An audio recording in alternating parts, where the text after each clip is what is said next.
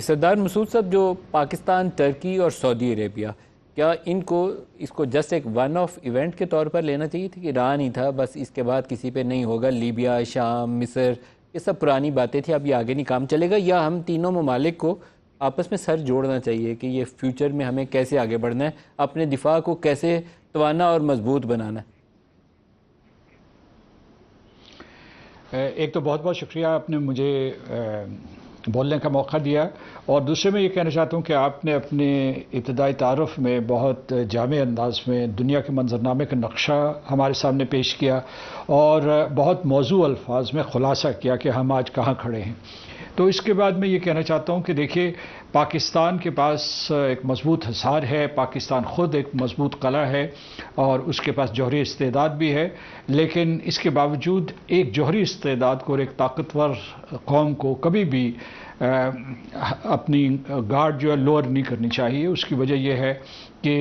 اس کے اوپر دشمن کی نظریں ہوتی ہیں، اور دوست بھی دیکھا جاتا ہے کہ کون صحیح دوست ہے اور کون سا برائے نام دوست ہے، تو اس وجہ سے ہمیشہ چوکنا رہنا چاہیے۔ تو میرا خیال ہے کہ جو یہ جنگ تھی اس سے ہم نے کچھ اسباق سیکھے ہیں۔ ایک یہ ہے کہ جو جاسوسی کی نیٹ ورک ہیں اس کے سلسلے میں ہمیشہ ہمیں ویجیلنٹ رہنا چاہیے کہ کہیں کوئی اس قسم کی تو نہیں، کیونکہ ہندوستان جو ہے اپنی پراکسیز استعمال کرتا رہا ہے اور کر رہا ہے، اور وہ اس سے پیچھے نہیں ہٹ رہا۔ دوسرا یہ ہے کہ ہمیں جتنے بھی ہمارے اثاثے ہیں ان میں ہمیشہ انوویشن لانا چاہیے، کیونکہ یہ نہیں کہ جو آپ نے اثاثے آج سے 10 سال پہلے یا آج سے 1 سال بھی پہلے جو پیدا کیے وہ پھر آگے آنے والی جنگوں کے لیے بھی مناسب ہوں گے۔ تو اس لیے یہ ہے کہ جو لوگ یہ کہتے تھے کہ جناب اسٹریٹجک اثاثوں کے اوپر سرمایہ کاری نہ کرو، وہ غلط ثابت ہوئے۔ اسی طریقے سے جو ہم نے دفاعی پلیٹ فارم بنائے ہوئے تھے وہ بھی مؤثر ثابت ہوئے، انہوں نے پاکستان کا دفاع کیا۔ اب جو میں آپ کے سوال کی طرف آتا ہوں تو اس میں یہ کہوں گا کہ چیلنج ابھی تک موجود ہے، اور یہ نہیں ہے کہ ایک جو مسلمہ جوہری طاقت یعنی اسرائیل نے ایک غیر اعلانیہ جوہری طاقت یعنی ایران کے اوپر حملہ کیا تو پہلی مرتبہ ایک قسم کی، اگرچہ انہوں نے ابھی تک جو ہے اسرائیل نے جوہری ہتھیار نہیں استعمال کیا، لیکن ایران کی جوہری تنصیبات کے اوپر حملہ کیا، تو یہ اپنی نوعیت کی پہلی جنگ ہے۔ اور دوسری چیز یہ ہے کہ اس وقت خطرے کی گھنٹی اس وجہ سے بج گئی ہے کیونکہ نیوکلیئر نان پرولیفریشن ٹریٹی کی ریشیم جو ہے وہ ایران کو کوئی تحفظ نہیں دے سکی، اور اس پورے عرصے جو ہے وہ ایران کے بارے میں تو قیاس آرائی کرتے رہے، مثلا جو انٹرنیشنل اٹامک انرجی ایجنسی ہے، لیکن انہوں نے اسرائیل کے حملوں کی مذمت نہیں کی جو کہ non N P T state ہے، جو مطلب این پی ٹی میں بھی شامل نہیں ہے۔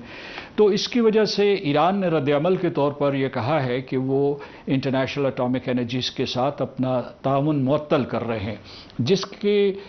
کئی اثرات سامنے آئیں گے،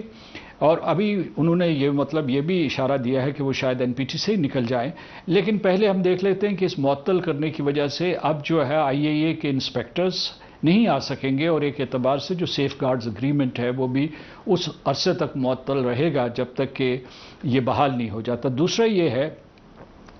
کہ اگر وہ این پی ٹی سے نکلتے ہیں تو یہ پورے کا پورا جو ہے ڈھانچہ یہ دھڑام سے گر جائے گا، گرنے کا خطرہ ہے، کیونکہ سعودی عرب کہتا ہے کہ اگر ایران کے پاس جوہری ہتھیار ہوں گے تو میں بھی حاصل کروں گا، ترکی کہتا ہے کہ ہمیں کیوں یہ نہیں دیے جا رہے، اور اس کے بعد اگر مشرقی ایشیا میں چلے جائیں تو نارتھ کوریا کے پاس جوہری ہتھیار موجود ہیں، تو یہ جاپان کہہ رہا ہے اور کوریا کہہ رہا ہے کہ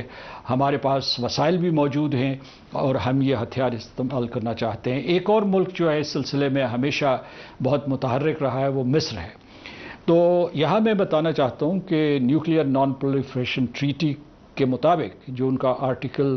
10 ہے اس کے مطابق ایران جو ہے اس این پی ٹی سے نکل سکتا ہے، اور اگر وہ نکلا، کیونکہ باقی این پی ٹی اسٹیٹس بھی یہ سوچ رہی ہیں کہ جب ایک ملک کے اوپر اس قسم کا شدید حملہ ہوا تو اسے کسی قسم کی کوئی مدد نہیں مل سکی، بلکہ جو جارحہ تھا سب اہل مغرب جو اس کے موجد ہیں، جو اس کے محرک ہیں اس معاہدے کے، وہ اس کے پیچھے کھڑے ہو گئے۔ تو اس لیے یہ ہے کہ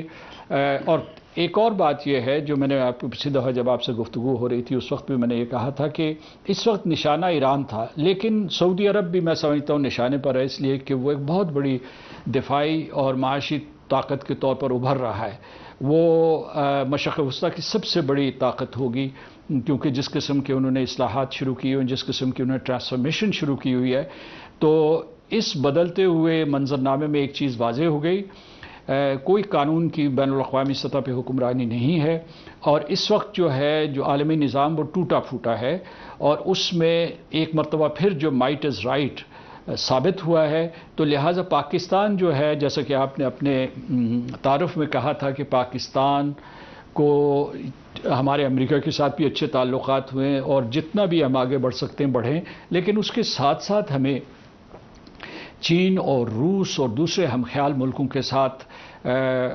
تعلقات مضبوط کرنے چاہیے، تاکہ ہمارے پاس متبادل قوتیں بھی ہوں اور متبادل انتظامات بھی ہوں۔